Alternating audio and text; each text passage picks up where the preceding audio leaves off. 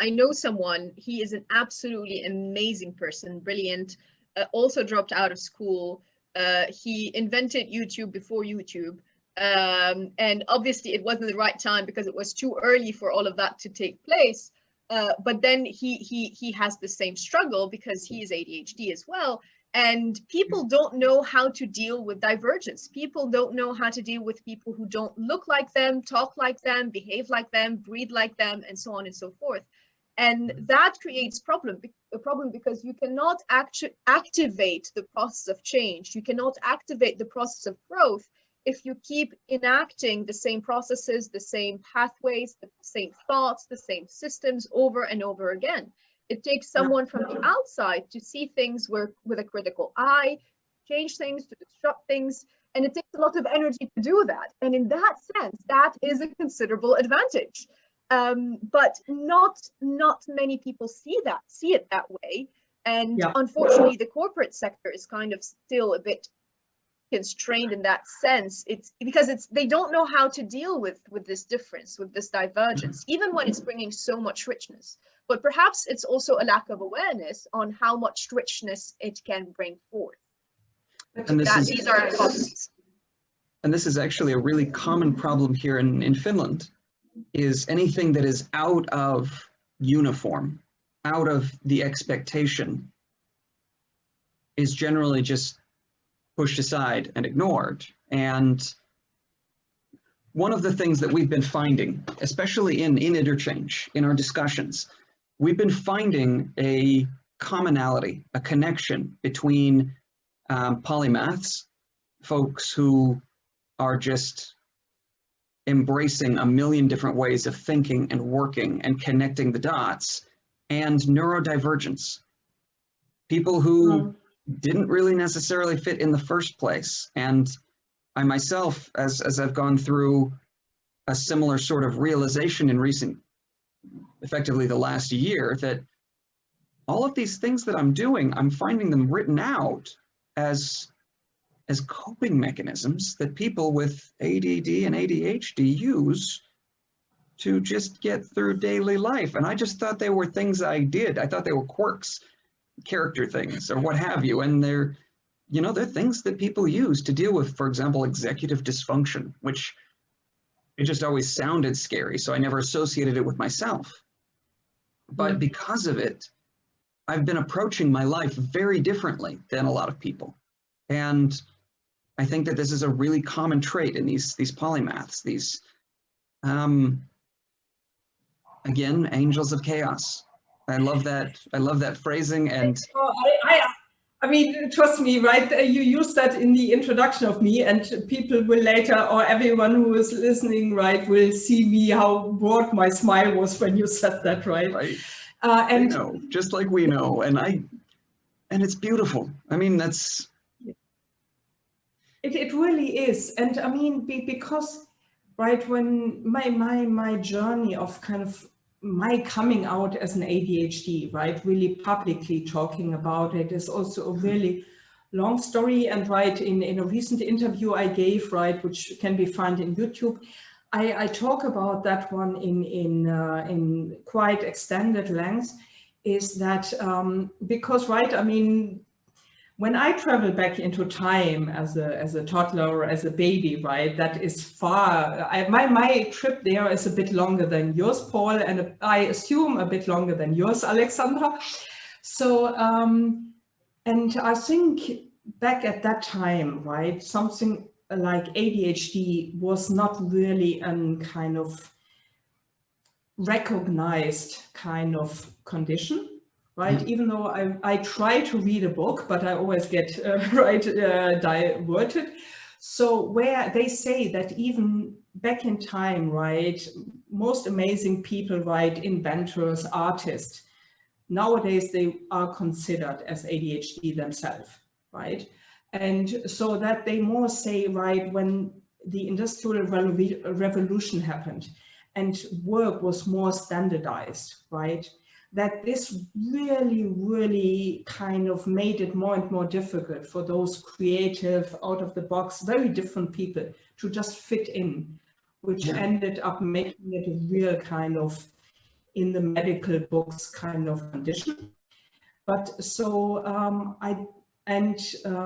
on top of that, or let's say, so in my kind of looking back, I considered myself a very angry child, right? I see myself more or less sitting on the dinner table, not at the dinner table, right?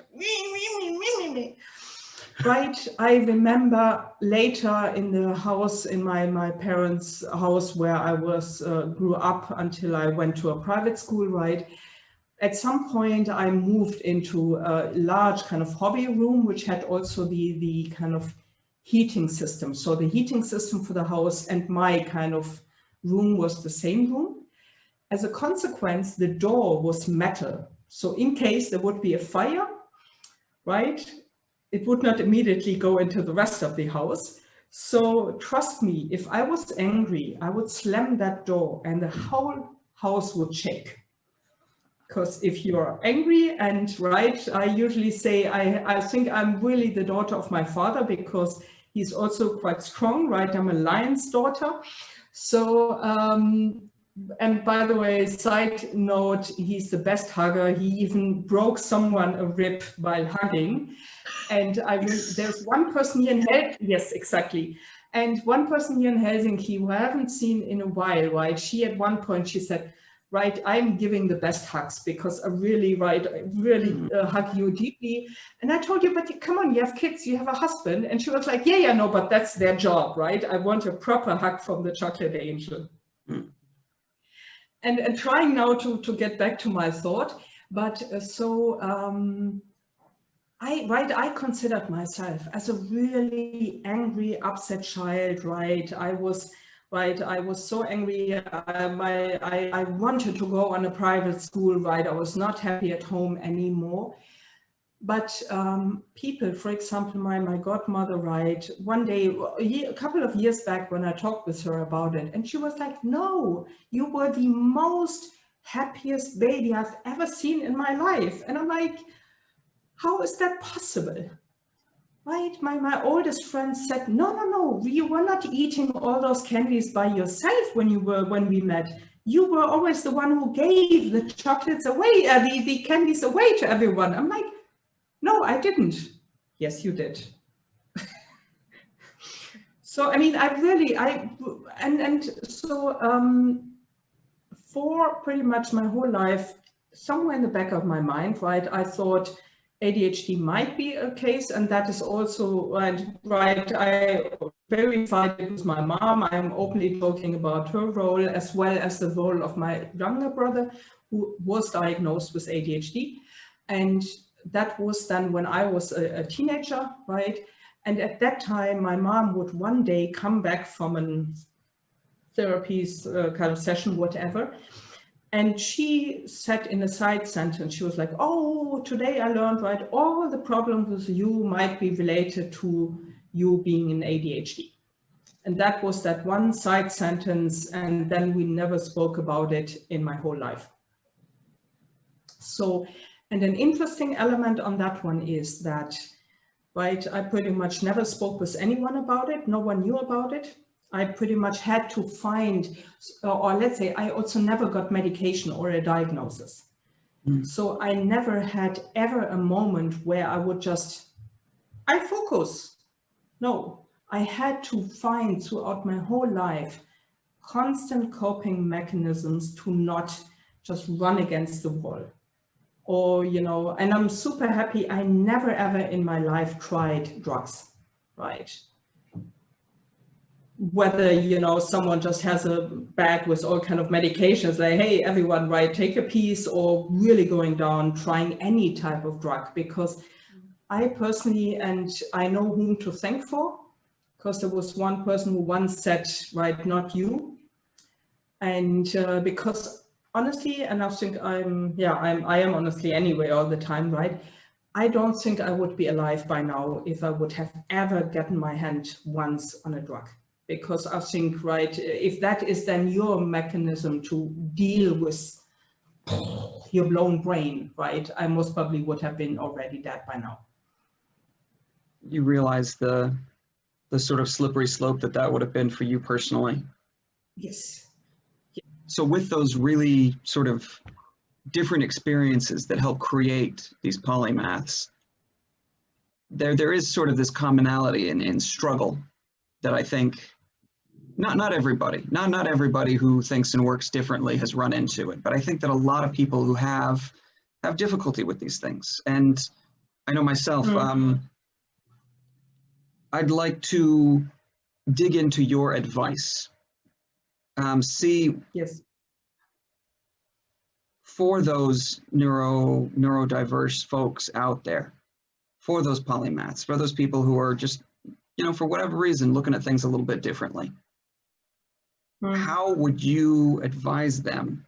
What's the best way to sort of bring out this compassion, this inner happiness, this outreach beyond oneself? Because I feel like once we start stretching past ourselves and caring about other people, then we're sort of more fulfilled ourselves as well.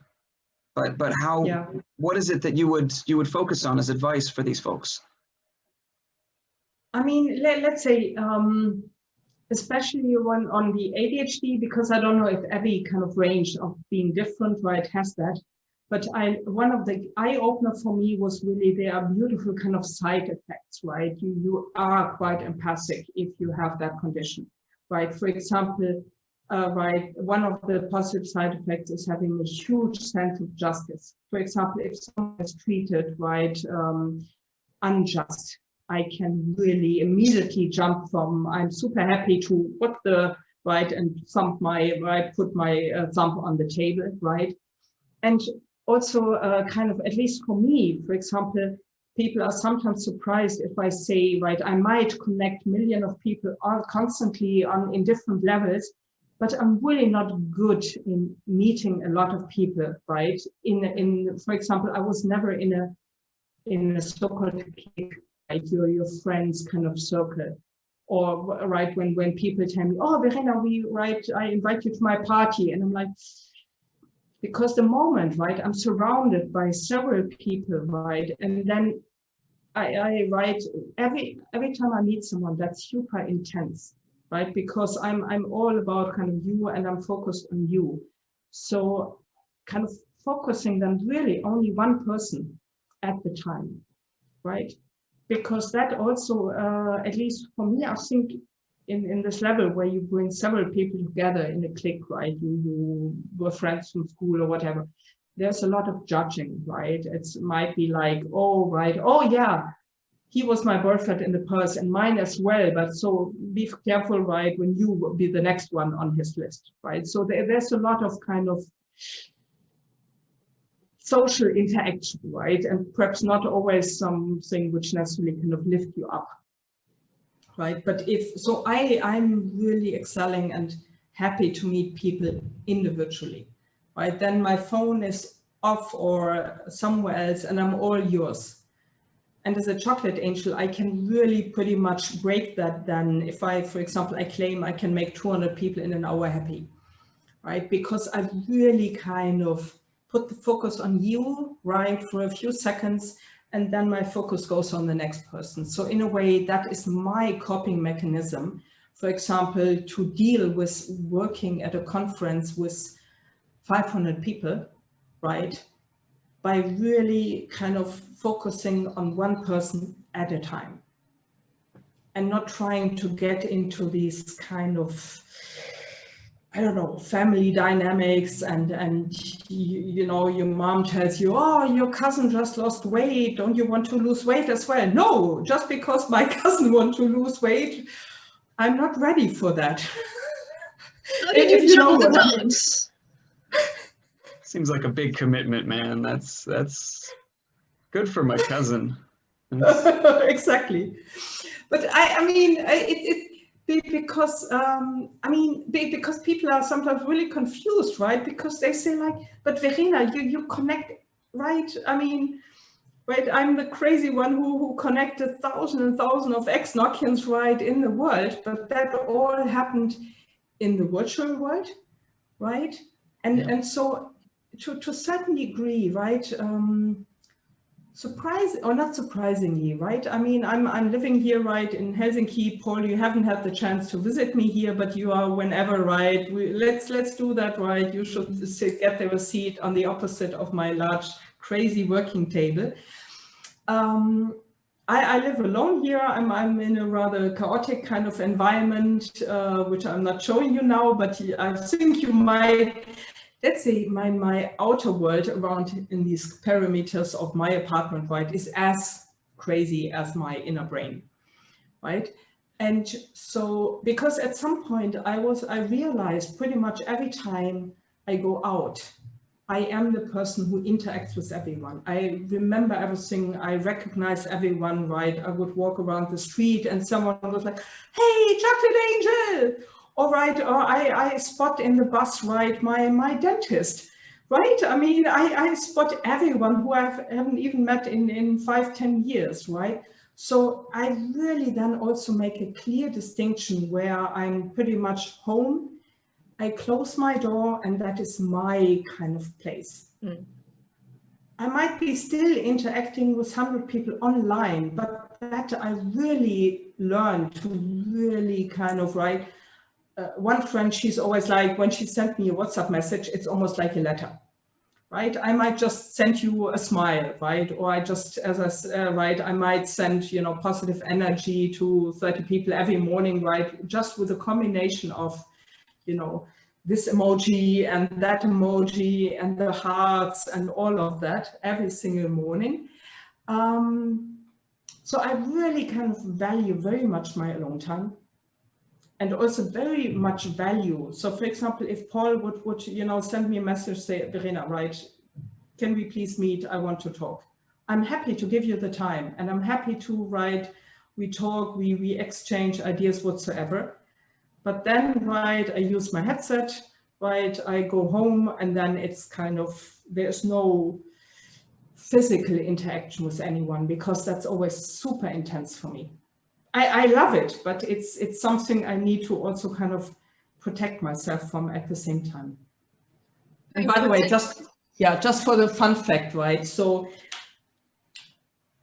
fantastic, right?